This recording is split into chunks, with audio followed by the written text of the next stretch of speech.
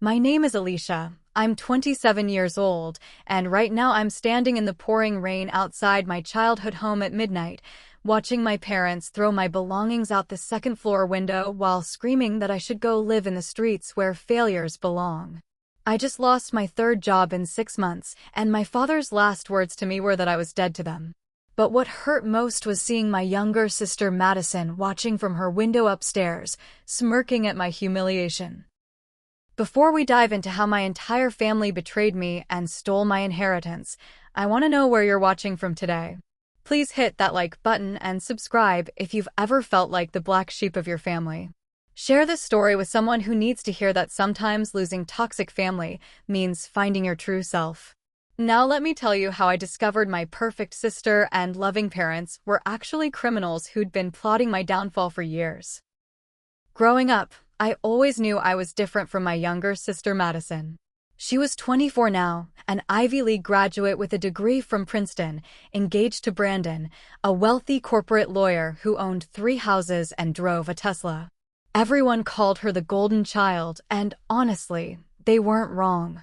She had the perfect grades, the perfect career, the perfect relationship. Me? I was the family disappointment. I dropped out of community college after struggling with severe anxiety, bounced between dead-end jobs, and my longest relationship lasted maybe 6 months before the guy realized I wasn't worth the trouble. The comparison started young. When Madison got straight A's, my parents would post her report cards on the fridge while mine went straight into the trash. When she made varsity tennis, they bought her a new racket that cost more than my car. When I tried to join the drama club, they told me I was wasting time on foolish dreams. Every family dinner became a Madison appreciation hour while I sat there pushing food around my plate, wondering why I could never measure up. The recent job loss that triggered everything wasn't even my fault, though my parents refused to believe that. I'd been working at a marketing firm for 4 months, my longest employment yet, and I was actually doing well. My supervisor even mentioned a possible promotion. Then one morning, my boss called me into his office with a strange look on his face. Someone had sent him a series of embarrassing photos from my college days, pictures from a particularly bad night when I was 21, dealing with my anxiety in unhealthy ways. The email came from an anonymous account, but the damage was done. He said he couldn't have someone with that kind of history representing the company. I knew Madison had those photos. She'd taken them herself, claiming she was just documenting fun memories. When I confronted her, she put on her innocent act, those big blue eyes welling up with fake tears as she insisted she would never do such a thing. My parents immediately took her side, as they always did. My mother actually had the audacity to say that if such photos existed, it was my own fault for behaving that way in the first place. That night, they gave me an ultimatum. Get your life together or get out. They said they were tired of supporting a 27-year-old failure. Madison sat beside them on the couch, holding Brandon's hand, looking like the perfect family they always wanted. I begged for more time, just a few weeks to find another job, but my father stood up and said I'd had 27 years of chances. I went to my room that night thinking they were just angry, that they'd calm down by morning. Instead, I overheard something that changed everything. Madison was on the phone in her room, and her door was slightly open. I heard her say, "Don't worry, the plan is working perfectly. After tonight, she'll be gone for good, and we won't have to worry about her anymore. Mom and Dad are finally ready to cut her off completely. The inheritance will be all mine." My blood ran cold. What inheritance? What plan? I crept closer to her door, my heart pounding so loud I was sure she'd hear it. She continued talking, laughing about how easy it was to manipulate our parents, how they believed every lie she fed them about me. She mentioned something about documents and timeline, but then Brandon called her, and she switched conversations. I confronted my parents immediately, bursting into their room to tell them what I'd heard. But Madison had beaten me to it. She was already there, crying hysterically, claiming I'd threatened her. She said I was jealous of her engagement, that I'd tried to steal money from her purse, that I'd been acting erratically all week. The lies poured out of her mouth so smoothly, and my parents ate up every word. My father's face turned purple with rage. He grabbed my arm and dragged me to my room, telling me to pack my things. I had 10 minutes. My mother stood in the doorway, arms crossed, watching to make sure I didn't take anything that wasn't mine. I threw clothes into a suitcase, grabbed my laptop and phone charger, my hands shaking so badly I could barely zip the bag. They marched me downstairs and out the front door. My father threw $200 at me, saying it was more than I deserved. Then they went back inside, and I heard the deadbolt turn. I stood there in the rain that had just started to fall, looking up at Madison's window. She stood there, backlit by her pink bedroom light, and gave me a little wave goodbye. As I loaded my suitcase into my beat-up Honda Civic, I heard my father open the window. He shouted into the night that I was dead to them, that I should never come back. Then my belongings started flying out the windows. Photo albums, old stuffed animals, even the jewelry box my grandmother had given me.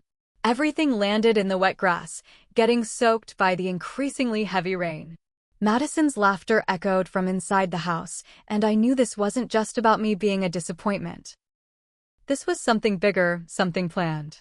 That first night remains burned into my memory forever. I drove my Honda Civic to a 24-hour Walmart parking lot, parked in the darkest corner I could find, and climbed into the back seat. The car had over 200,000 miles on it, and the heater barely worked.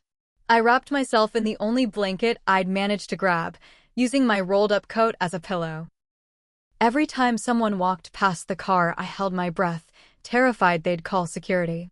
I maybe slept 2 hours total, waking up constantly from the cold and the fear that someone would tap on my window and tell me to move along. The next morning, I sat in a McDonald's nursing a single cup of coffee for 3 hours, using their Wi-Fi to figure out my next move. I had exactly $193.47 to my name. My first thought was to reach out to extended family. Aunt Carol had always been kind to me, often telling me at family gatherings that I reminded her of herself at my age. She lived just an hour away and had a spare bedroom. When I called her, she sounded concerned and immediately offered to help. She told me to come straight over, that we'd figure everything out together. I'd never driven so carefully in my life, terrified that my car would break down and strand me. When I pulled into Aunt Carol's driveway, I actually started crying from relief. Finally, someone who believed in me. I was halfway up her front steps when she opened the door, but her expression had completely changed. She held up her hand to stop me, her face cold and distant. She said she'd just gotten off the phone with my mother and Madison. They'd told her about my theft, about how I'd been stealing from the family for months to support a drug habit I didn't have. Madison had even sent her screenshots of text messages I'd supposedly sent threatening them. I tried to explain, to show her that I didn't even have those messages in my phone, but she wouldn't listen. She said she couldn't risk having someone dangerous in her house, not with her teenage daughters living there. She told me to leave before she called the police. The door slammed in my face, and I heard the lock turn. I sat in my car in her driveway for 20 minutes, sobbing so hard I couldn't see straight. My own family had poisoned everyone against me before I even had a chance to tell my side. With nowhere else to turn, I reached out to my best friend Emma. We'd known each other since middle school, been through everything together. She answered on the first ring, and when I told her what happened, she immediately insisted I come stay with her. She said her boyfriend Jake was out of town for work, so I could crash on their couch for at least a week while I figured things out. For the first time in 48 hours, I felt like maybe I could survive this. Emma's apartment was small but cozy, and she set me up on the couch with fresh sheets and a warm comforter. We stayed up late that first night, drinking wine and talking about everything. She was horrified by my family's behavior, said she'd always known Madison was sketchy, but never imagined she'd go this far. She promised to help me look for jobs, said I could stay as long as I needed. I finally fell asleep feeling safe, thinking maybe I'd hit rock bottom, but at least I had one true friend. That illusion shattered 3 nights later. Jake came home early from his trip, and at first, he seemed sympathetic to my situation. But after Emma went to bed, he sat next to me on the couch, too close, his hand finding its way to my knee. He said he'd always found me attractive, that Emma didn't have to know, that maybe we could work out an arrangement where I could stay longer if I was nice to him. I jerked away, disgusted, and told him to never touch me again. The next morning, Emma was ice cold. Jake had gotten to her first, told her I'd come on to him, that I'd waited until she was asleep to try to seduce her boyfriend. I couldn't believe it.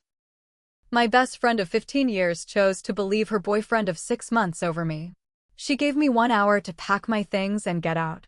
As I left, she said maybe my family was right about me after all. Another door slammed in my face, another bridge burned by lies I couldn't fight against. Things got worse from there. When I tried to access my bank account to get a motel room, I discovered it had been frozen. The bank said there was suspicious activity and that the primary account holder had reported potential fraud. The account was in my name, but my parents had helped me set it up when I was 18, and apparently, they still had some kind of access. The teller looked at me with pity, but said there was nothing she could do without proper documentation and a lawyer. With literally nowhere else to go, I had to swallow what was left of my pride and go to a homeless shelter. The intake process was humiliating. They asked about drug use, mental illness, criminal history. They searched my belongings, took my picture, assigned me a cot in a room with 19 other women. The smell of disinfectant and despair was overwhelming. I lay on that thin mattress that first night, listening to women crying, arguing, some talking to voices only they could hear, and wondered how my life had fallen apart so completely in less than a week. The universe wasn't done humiliating me yet. 3 days into my shelter stay, I was in line for dinner when I heard familiar laughter. A group of volunteers had come to serve food, and among them were 3 girls from my high school. We'd been in the same graduating class, though they'd been part of Madison's popular crowd while I ate lunch in the library. They recognized me immediately, their eyes widening with shock and what looked like delight. I saw them whispering, saw phones come out, knew that within hours everyone from our hometown would know that Alicia, the family failure, was now literally homeless. I wanted to run, to hide, to disappear entirely. But I was hungry and pride wouldn't fill my stomach. So I stood in line, took my tray of food from girls who used to make fun of my secondhand clothes, and found a corner to eat in.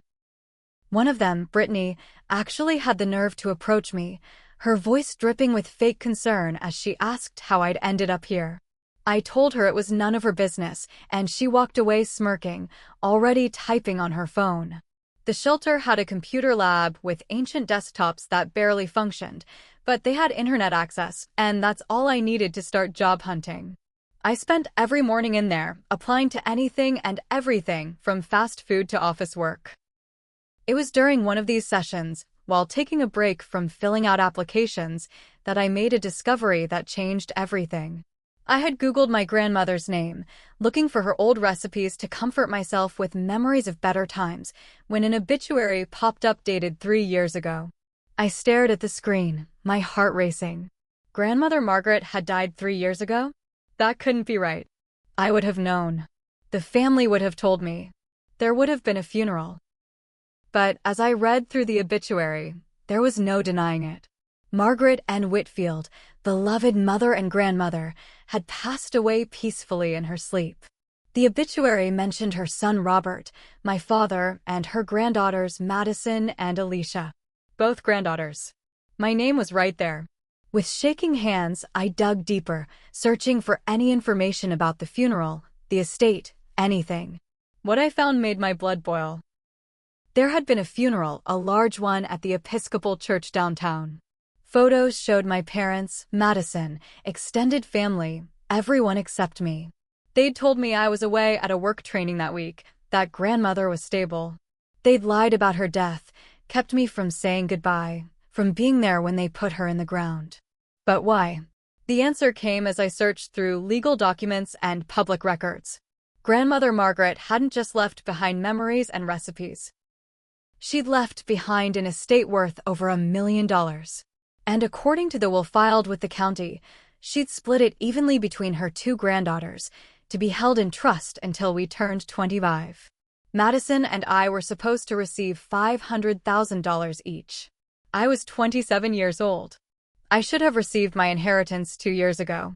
My hands were trembling so badly I could barely type as I searched for more information. The trust had been set up with my parents as trustees, giving them control over the funds until we came of age. But there should have been notifications, lawyers involved, papers to sign. I'd never heard a word about any of it.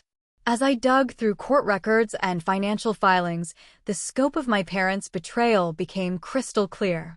They'd been withdrawing money from my trust for years. Large sums that coincidentally matched the timeline of certain family expenses. $50,000 withdrawn the same month Madison's wedding venue was booked. $30,000 when my parents suddenly renovated their kitchen. $25,000 when they took that European cruise last year, the one they said they'd saved up for. They'd been stealing from me, using my inheritance as their personal piggy bank while telling me I was a financial burden. The most damning evidence came from a legal document filed just 6 months after I turned 25. It was a release form, signing over all rights to the trust funds to my parents as compensation for years of support and housing. My signature was at the bottom, except it wasn't my signature. I'd never seen this document before in my life. Someone had forged it, and I had a pretty good idea who.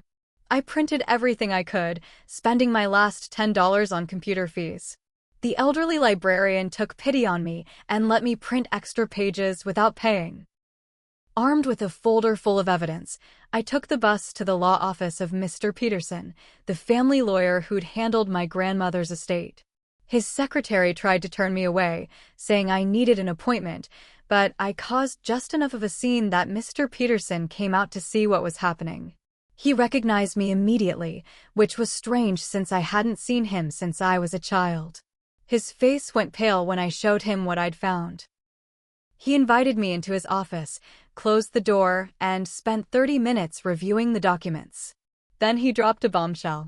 He said he'd wondered why I never came to claim my inheritance, but my parents had told him I'd moved overseas, that I'd given them power of attorney to handle everything. They'd been cashing checks made out to me for 2 years. When I showed him the forged signature, he examined it carefully, comparing it to other documents. He admitted it looked suspicious, but said proving forgery would be difficult. Then he said something that made my stomach drop. According to his records, I'd been in his office 6 months ago to sign those papers. He had a logbook showing my name, even security footage. When he pulled up the footage, my heart nearly stopped. It was Madison. She'd dressed like me, wore a wig that looked like my hair, and had successfully impersonated me to sign away $500,000. Mr. Peterson was horrified when he realized what had happened. He admitted he should have been more careful, should have requested proper identification, but Madison had been convincing. She'd known details about our grandmother, about the family, and he'd had no reason to suspect anything. He immediately said he would help me however he could, but warned that taking on my family would be difficult. They'd covered their tracks well, and I was currently homeless with no resources to fight back. But I wasn't alone anymore. Mr. Peterson made some calls, and suddenly I had a pro bono lawyer interested in my case. He also gave me something invaluable, a complete record of every transaction from my trust fund. As I sat in that law office, looking at proof that my family had stolen everything from me while making me believe I was worthless, something inside me hardened. They'd taken my home, my inheritance, my dignity. But they'd made one mistake. They'd left me alive, and now I had nothing left to lose. The shelter's social worker, Grace, was a 45-year-old woman who'd seen it all. When I returned that night with my folder of evidence, she noticed something different about me. Instead of the defeated girl who'd checked in a week ago, she saw someone with fire in their eyes. She pulled me aside after dinner, and I found myself telling her everything. Unlike everyone else in my life, she didn't dismiss me or take someone else's side.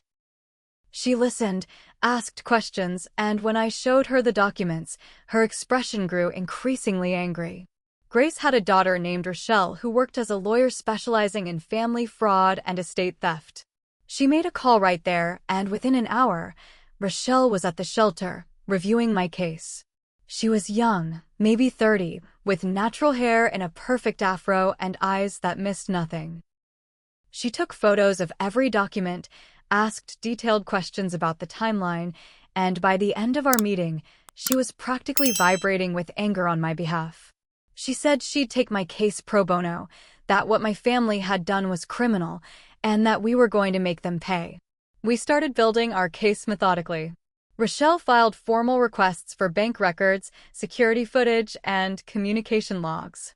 What we found was a paper trail of deceit going back years. Madison had been intercepting my mail, had access to my email passwords, had been systematically isolating me from any information about the inheritance. My parents had been withdrawing money monthly, living lavishly while telling me I was a burden for asking for $20 for gas.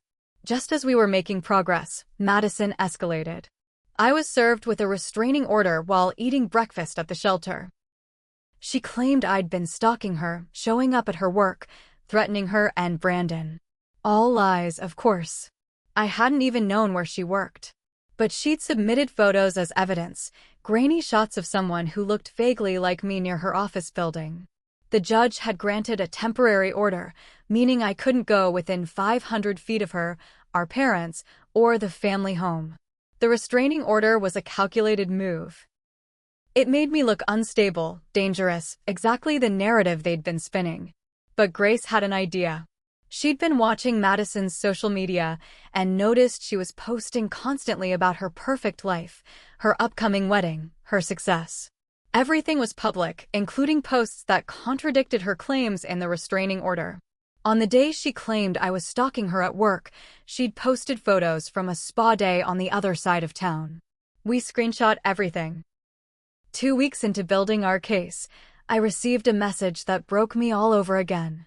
My childhood bedroom, the one place that held good memories, had been completely cleared out.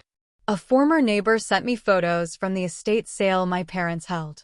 Everything I'd left behind was being sold. My books, my high school yearbooks, the quilt my other grandmother had made me before she died. They were erasing every trace of my existence from their lives, selling my memories for pocket change. But the universe finally threw me a lifeline. While researching my family online, trying to find any additional evidence, I found an old social media profile for Michael Whitfield, my brother. I'd been 10 when he left, and my parents had told me he'd abandoned the family, that he was selfish and cruel, and we were better off without him. They'd forbidden me from trying to contact him, said he was dangerous. But looking at his profile, he seemed successful, normal. He was 35 now, living in Seattle, working as a tech entrepreneur. I sent him a message, not expecting anything. Within an hour, he responded. His first words were to ask if I was okay, if I was safe. When I told him everything, he immediately requested a video call. Seeing his face after 17 years was surreal. He looked like our father but kinder, with laugh lines and gentle eyes. When I finished explaining my situation, he wasn't surprised. He'd been through the exact same thing. Michael revealed that our parents had stolen his college fund, almost $100,000 our other grandparents had left for his education. When he'd confronted them at 18, they'd gaslight him, called him ungrateful, made his life so miserable he'd left with nothing but a backpack. They'd spread rumors that he was on drugs, that he'd threatened them, the same playbook they'd used on me. It had taken him years to rebuild his life, but he'd done it. He was now worth several $1 million, and he was ready to help me fight back. With Michael's resources, we hired a private investigator to dig deeper into my family's activities. What he found was shocking. This wasn't their first rodeo. My parents had a pattern of financial manipulation going back decades. They'd stolen from my father's elderly aunt, had taken loans in other relatives' names, had a string of small-scale frauds that had somehow never caught up with them. Madison had learned from the best, and together they'd perfected their scheme with me as the ultimate target. The private investigator, Marcus, was a former cop who'd seen plenty of family fraud cases, but he said mine was one of the worst. He was particularly disgusted by the impersonation at the lawyer's office. As he investigated Madison's activities, he found more evidence of her schemes. She'd been using my social security number to open credit cards, had listed me as a reference for loans I knew nothing about, had been systematically destroying my credit while building her perfect life. Madison must have sensed the walls closing in because she made a desperate move.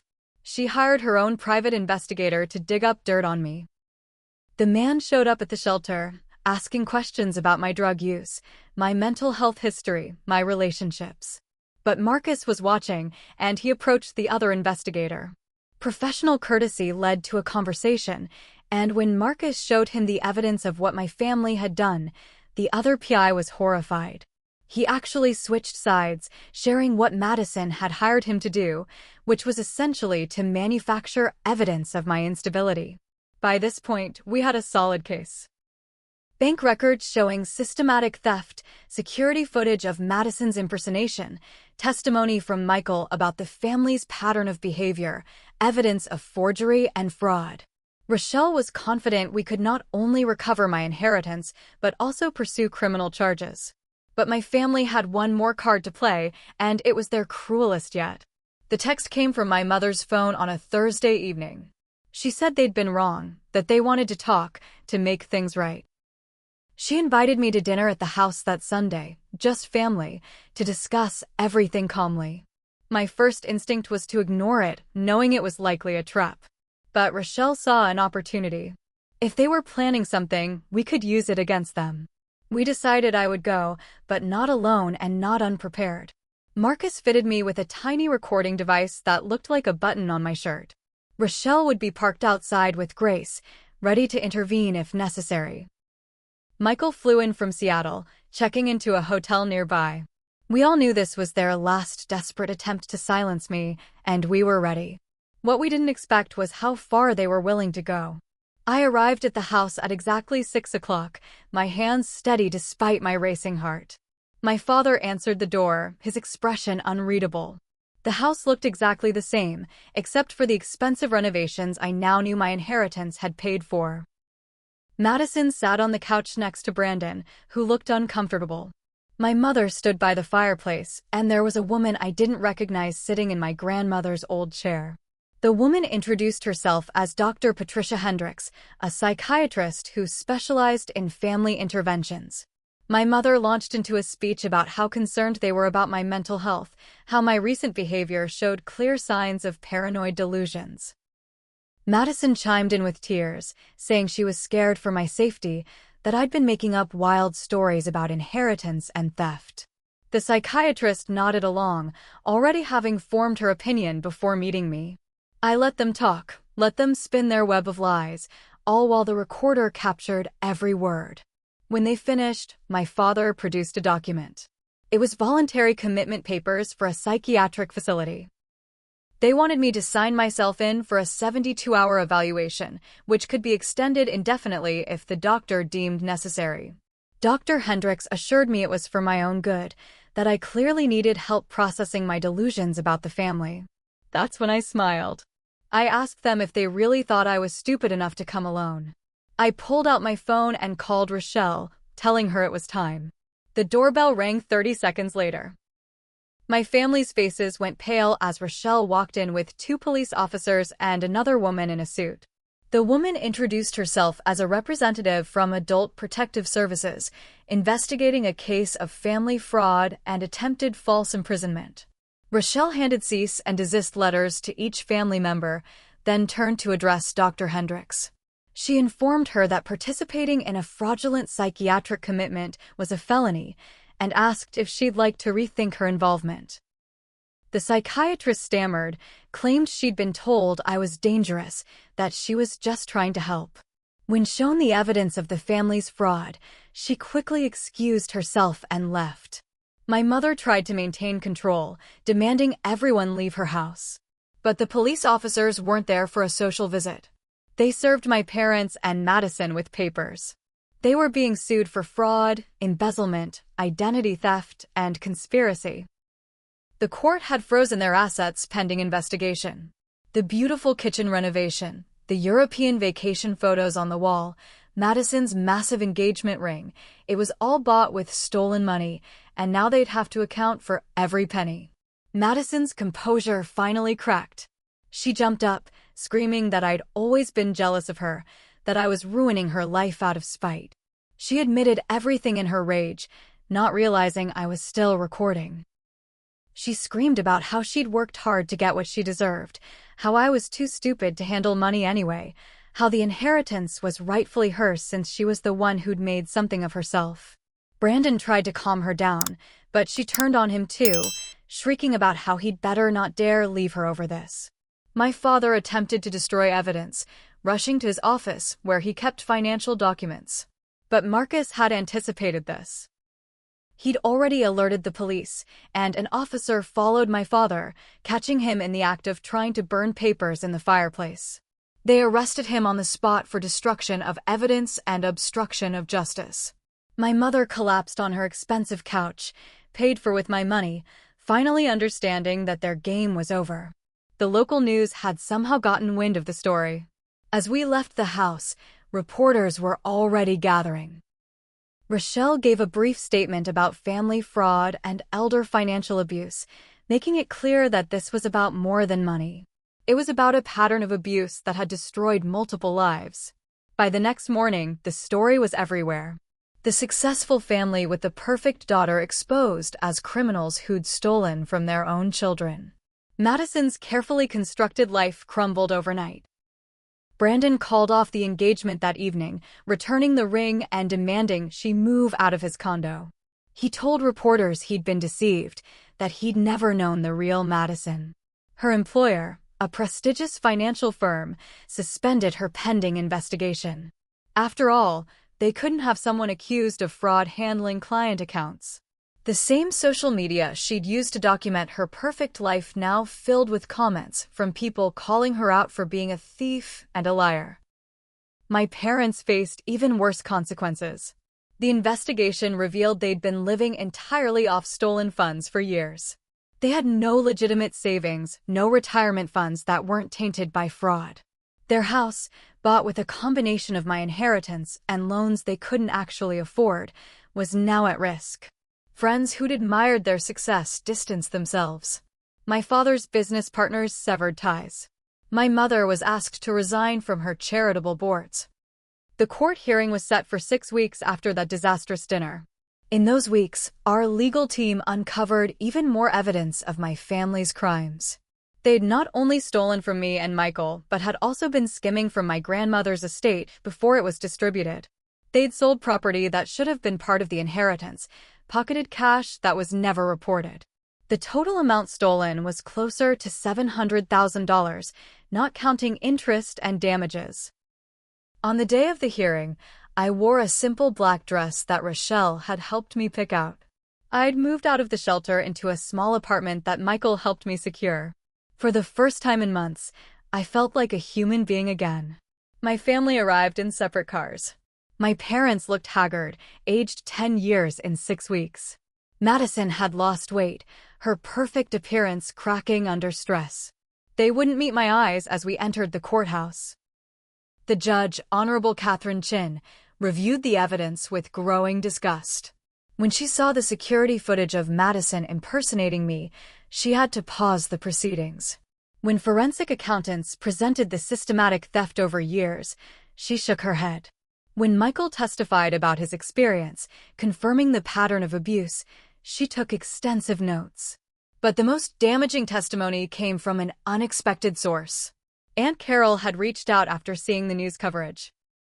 She'd done her own investigation and discovered that Madison had created those fake text messages she'd shown her. She testified about how my parents had called her, warning her not to help me, spreading lies about drug addiction and theft. Other family members came forward with similar stories. My parents had poisoned every relationship I had, ensuring I'd have nowhere to turn when they made their final move.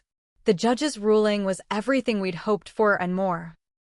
My parents and Madison were ordered to repay every cent stolen, plus interest and damages. The total came to over $1.2 million. Additionally, they faced criminal charges that could result in serious jail time. The judge particularly condemned the psychiatric commitment attempt, calling it one of the most heinous forms of abuse she'd encountered. She granted a permanent restraining order protecting me from my family. Madison's life continued its downward spiral. Without Brandon's support and with her assets frozen, she couldn't afford her lifestyle. She moved into a studio apartment in a rough part of town, the kind of place she used to mock me for considering. Her designer clothes and handbags were sold to pay for lawyers. She took a job at a call center, the only place that would hire someone with pending fraud charges. The golden child who'd always looked down on me for my failures was now living my worst-case scenario. My parents' situation was even more dire. The house was foreclosed on when they couldn't make payments without access to stolen funds. They moved in with Madison, 3 criminals cramped in 500 square feet. Their reputations in the community were destroyed. My father's business failed as clients fled. My mother, who'd spent years cultivating her image as a society matron, became a pariah. They couldn't even shop at their usual grocery store without people whispering and pointing. The criminal trial took another 3 months. During that time, I focused on rebuilding my life. With my inheritance finally restored and the settlement money, I had resources I'd never dreamed of. But more importantly, I had support. Michael visited monthly, and we slowly built the sibling relationship we'd been denied. Grace became a surrogate mother figure, checking on me regularly. Rochelle and I became friends beyond our professional relationship. Even Marcus, the private investigator, stayed in touch. Madison made one last desperate attempt to salvage something from the wreckage.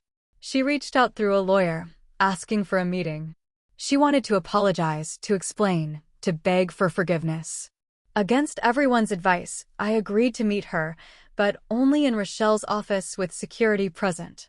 The Madison who walked in looked nothing like the golden child I'd grown up envying. Her designer clothes replaced with ill-fitting discount store outfits, her perfect hair now showing roots, her confidence shattered. She cried through the entire meeting, but I felt nothing. She said she'd been pressured by our parents, that they'd made her feel like she had to be perfect, that stepping on me was the only way to maintain their love. She claimed she'd always felt guilty, that the guilt was eating her alive now. But when I asked her why she'd continued even after our parents were caught, why she'd tried to have me committed, she had no answer. The truth was simple. She'd enjoyed having power over me, enjoyed being the favored one, and she'd never thought there'd be consequences. I told her I'd never forgive her.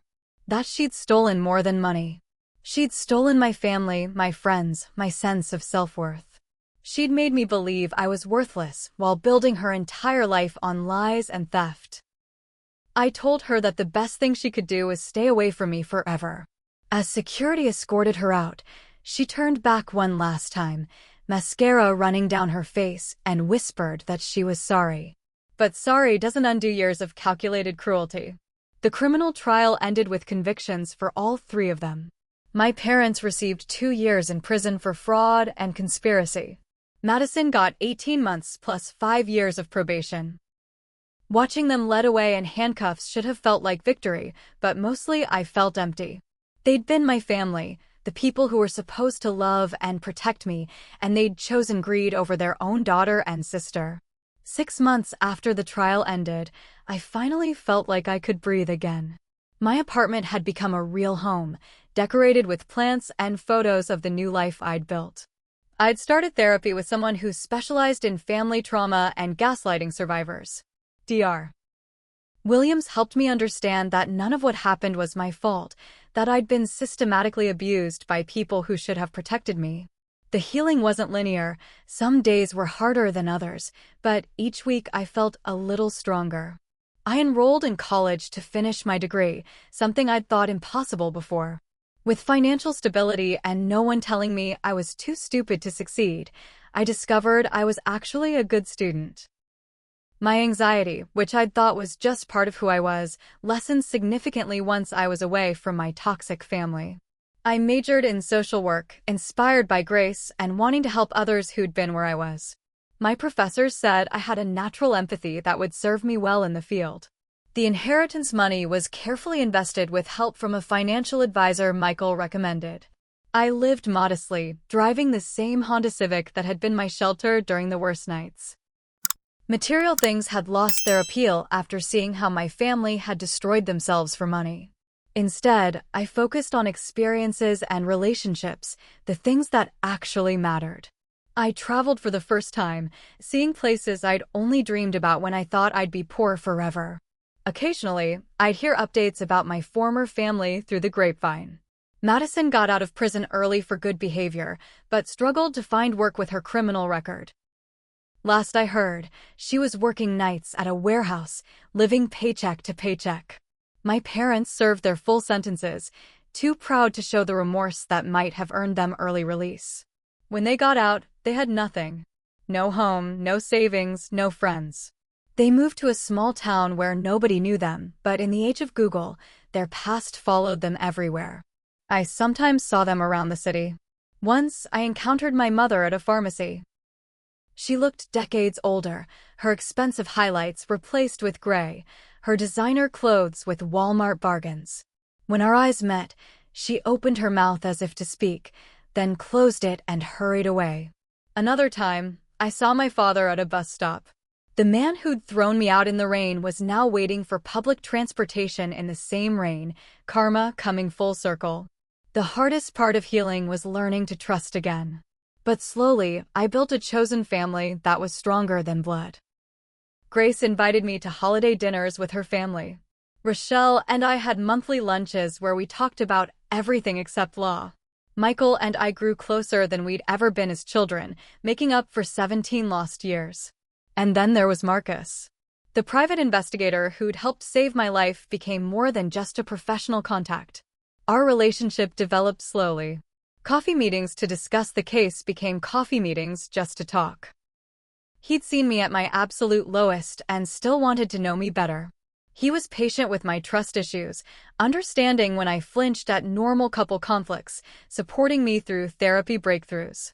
A year after everything ended, we were officially together, taking things one day at a time but building something real and healthy. My greatest triumph came when I started a nonprofit called Phoenix Rising, specifically for survivors of family financial abuse. Using part of my inheritance, I created a fund that helped people in situations like mine, those who'd been left homeless and friendless by the very people who should have protected them. We provided emergency housing, legal assistance, and counseling. In our first year, we helped 50 people escape abusive financial situations and rebuild their lives. Speaking at conferences about family fraud became part of my healing journey. I told my story to rooms full of social workers, lawyers, and survivors. Every time I spoke, people approached me afterward with their own stories. Parents who'd stolen college funds, siblings who'd forged documents, children who'd emptied their elderly parents' accounts. The problem was more common than anyone realized, hidden by shame and the assumption that family could never betray you that badly. At one conference, a young woman approached me in tears. Her story was eerily similar to mine, a golden child sister, parents who'd stolen her inheritance, everyone turning against her. But she'd seen my story in the news and realized she wasn't crazy, that the gaslighting wasn't her fault. She'd started fighting back, had found a lawyer, was building a case. She thanked me for giving her hope, for showing her that survival was possible. In that moment, everything I'd been through felt worth it. I sometimes wondered what would have happened if I'd never found that obituary, if I'd just accepted my fate as the family failure. I probably would have spent years believing I was worthless, accepting scraps of affection from people who were actively destroying me. Finding out about the inheritance had saved my life in more ways than one. Not because of the money, though financial security certainly helped. But because it revealed the truth, freed me from the gaslighting that had defined my entire existence. Today, I can honestly say I'm grateful for everything that happened. Not for the pain or the betrayal or the months of homelessness, but for where it led me. I found my voice, my strength, my purpose. I discovered that family isn't about blood but about choice. The people who choose to stand by you, who believe in you, who see your worth when you can't see it yourself. Those are your real family. To anyone watching who recognizes themselves in my story, who's been told they're worthless by the people who should love them most, please know that it's not true. The problem isn't you. It never was. Sometimes the most loving thing you can do for yourself is to walk away from toxic people, even if they're family. Especially if they're family. Because you deserve to be surrounded by people who see your worth, who celebrate your successes, who pick you up when you fall instead of kicking you while you're down. You deserve to live in the light, not in the shadow of someone else's ego. Thank you for listening to my story. If it resonated with you, please share it with someone who might need to hear it. Leave a comment about your own experiences with toxic family dynamics or how you've rebuilt your life after betrayal. Like this video if you believe that chosen family can be stronger than blood relations. And don't forget to subscribe for more stories of survival, redemption, and the triumph of truth over lies. Remember, sometimes losing the family you were born into means finding the family you were meant to have. Until next time, keep fighting for your truth.